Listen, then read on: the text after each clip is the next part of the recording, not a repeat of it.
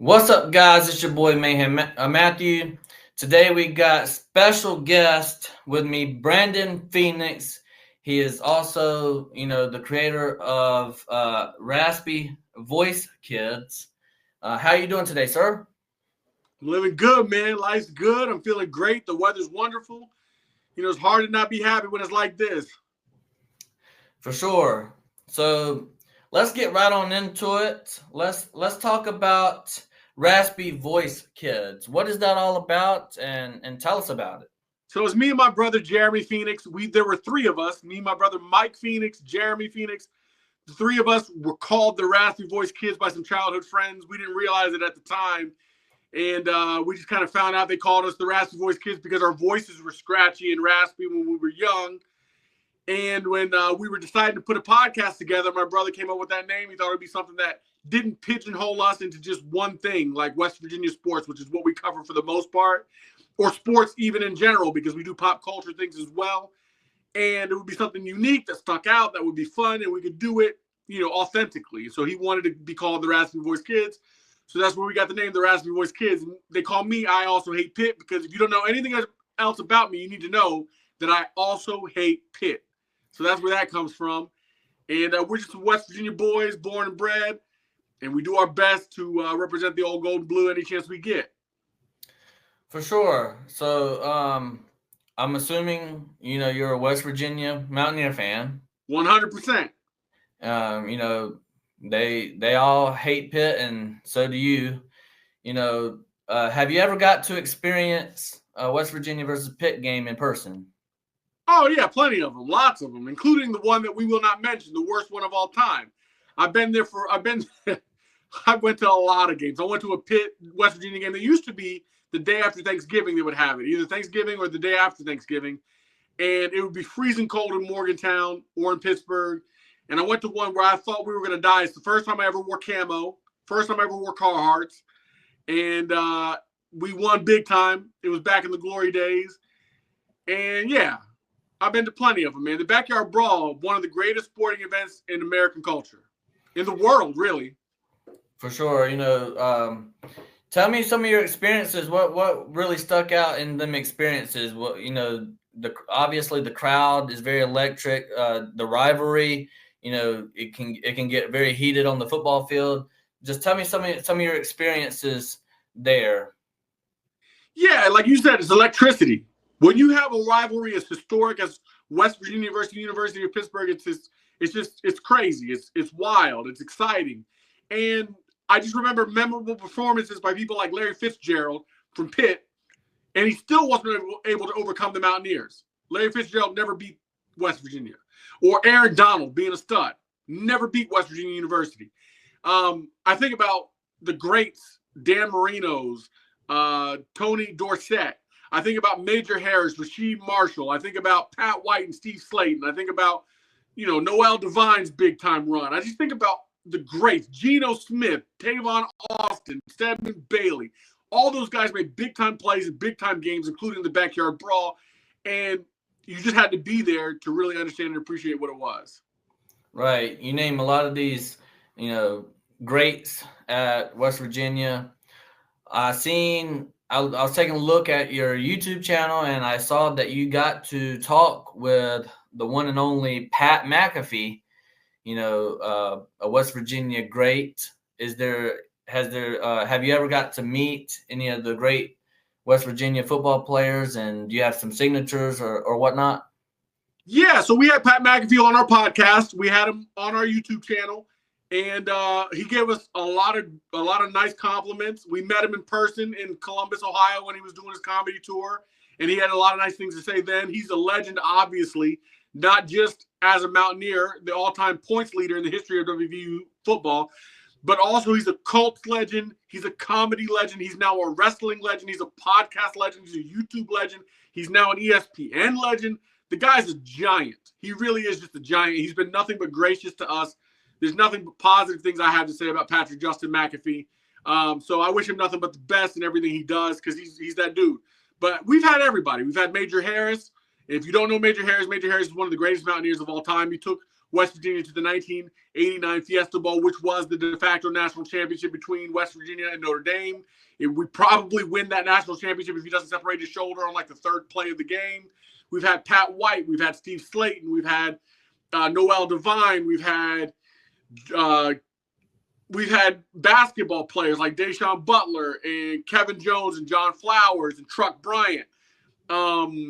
We've had a lot of people. We've had Bobby Huggins on. We've had pretty much anybody you can think of, we've had on.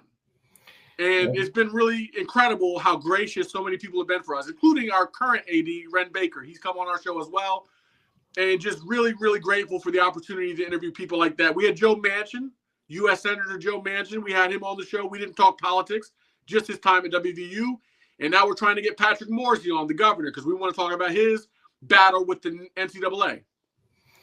Yeah, for sure. So y'all bring back a legend in at West Virginia in the head coaching. I had to look up his name because the name slipped my mind. Rich Rodriguez. You know, he was formerly y'all's head coach. You're a young dude, aren't you? I am young, but I think around 2007 was whenever I first started watching football, and that's whenever he was at his peak, and I was only 8 years old, so I really didn't know, the likes of Rich Rod. I've seen West Virginia play the games, but I only knew the Georgia Bulldogs head coach, and that was pretty much it whenever I was like 8 years old. You know what I mean? Oh, Mark Richt, right? Yeah, Mark Richt, yeah. And that's really, the extent I only knew in football was like some of the players' names and Mark Richt. But you remember, if you 2007, do you remember the Sugar Bowl? West Virginia versus Georgia? Yeah, and West Virginia did win, yes. I wasn't going to mention that. I was just asking if you remember. That's all. Yes, I do remember that. That's that was my very first football season that I can remember watching, 2007. But y'all bring back Rich Rod as your head coach, something that maybe a lot of people thought would never happen based off of the way that he left. He left, and a lot of people thought he burned bridges down there at West Virginia to take the Michigan head coaching job. Just tell me your thoughts on the hire of Rich Rod, and what do you think he's got in store for the program? Rich Rodriguez is a winner. He's a winner. He's not won at the highest level yet, but he's a winner. And he's bringing that winning brand, that hard edge, that tenacity back to Morgantown. He brought it the first time. He changed the culture. Hold the rope, all the slogans, spot the ball, all the slogans. He's bringing those back to Morgantown. And it was not my first choice, but I am excited. I'm excited for what he brings. I'm excited for his mentality. I'm excited for the alumni to be as excited as they are, the football royalty to be as excited as they are, the Pat McAfees that we talked about earlier, the Pat Whites that we talked about who's going to be on staff, Owen Schmidt. We've had Owen Schmidt on, and he's also excited about the program and the direction it's going. And the donors are excited. And you know how this works in college football anymore. If you don't have NIL, you don't have anything. If you don't have people ponying up, you don't have an option. You don't have a chance. So hopefully the Ken Kendricks of the world, the Pat McAfees of the world, the Jerry West family, all the rest of them will continue to donate in a way that will keep West Virginia competitive, make us successful in this day and age, because it's a whole new ball game. And we're not the SEC, we're not the Big Ten, so the payouts aren't they can make up the difference. So we'll have to wait and see what happens. But Rich Rod is already on the right path as far as that's concerned. For sure. I was just about to ask you about the NIL. The first time around, Rich Rodriguez didn't have to really worry about the NIL aspect of it. This time around, he's going to have to, at least be aware and be alert that, they're going to need the NIL money to stay competitive, like you said. I was going to ask you, obviously y'all have the people to fit the bill, obviously. Just tell me where do you think you stand as far as NIL goes? Oh, we're not top of the line. We're not Georgia. We're not Ohio State. We're not big. We're not a big dog. But we're not a bottom dweller either. we've got people with deep pockets. We've got resources. The trouble with West Virginia is it's a small state. It's a small state. It's a small state with diminishing resources, with a limited tax base, with limited population. The odds are really stacked against the Mountaineers. You've got to maximize what is available. And for the most part, the passion of the fan base, the passion of the donors seems to match what we want to succeed. I think our best bet is in basketball, which makes Darren DeVries leaving for Indiana so surprising, because I think our best bet is in basketball as far as the national championship is concerned. But Rich Rod believes we can win one in football, and nothing would make me happier than to see the Mountaineers win a national championship, to be on that stage where we were so close, 20 years ago. To get back there would just be an amazing, monumental task that could be celebrated by all the underdogs in every aspect of life. For sure. This is going to sound crazy after Georgia won a couple of national championships in recent history, but growing up as a Georgia fan, and this is going to sound crazy. I know this is going to sound crazy, but growing up as a Georgia fan, we were always that 8, 9, 10 win team. But it seemed like Mark Richt could never get us over the hump. Yeah, we won a SEC championship or two, but other than that, like, we could never get past the hump. We could never get over the Alabama Crimson Tide. And then whenever Kirby Smart came in, even when we went to the national championship, we just could never win one until, like I said, recently. But there for a second, I was actually believing like that Georgia probably would never win a national championship in my lifetime. And I know that sounds crazy because we just won, if you look at what recent history tells us, of course y'all are great. Y'all won back-to-back and stuff like that. But, growing up as a kid, I always said, I looked at our schedule. We had a pretty easy schedule. We were in the SEC East, and I'm not going to sit here and lie to you and say that was a really tough conference. I mean, it had Vanderbilt, Kentucky, Missouri, whenever Missouri was terrible. Like, it had some pretty bottom dwellers in the SEC East. The West was the one that really carried the SEC during them times. But, to me, like, it was like – we would always – I would look at the schedule and say, we could go 12-0. This year we have the players to do it. And then we would go 10-2 with losses to South Carolina and a team that we should never lose to, like Vanderbilt or Georgia Tech or something like that. I was like, we're never going to get over this hump. We finally let go of Mark Richt. We hired Kirby Smart. He goes, 7-5 his first season.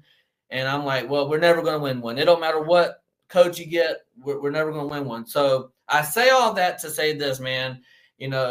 West Virginia can definitely win a national championship in football, especially with Rich Rod. He's got a winning mentality, like you said earlier, and he's a winning head coach. And I really do believe that, not every top team right now is going to be the top team. We see that in history in college football. Well, he's definitely brought the excitement back, the national exposure back. Now he's just got to put wins together. So right. That's what we're waiting on. Just wins. Just win, baby. So do y'all think – I do have a question. Do you think that West Virginia held on to Neil Brown just a little bit too long? Yeah, yes. I was done with Neil Brown in 2022, I believe, when he did not go for it on fourth down against Pitt in Pittsburgh and lost that game.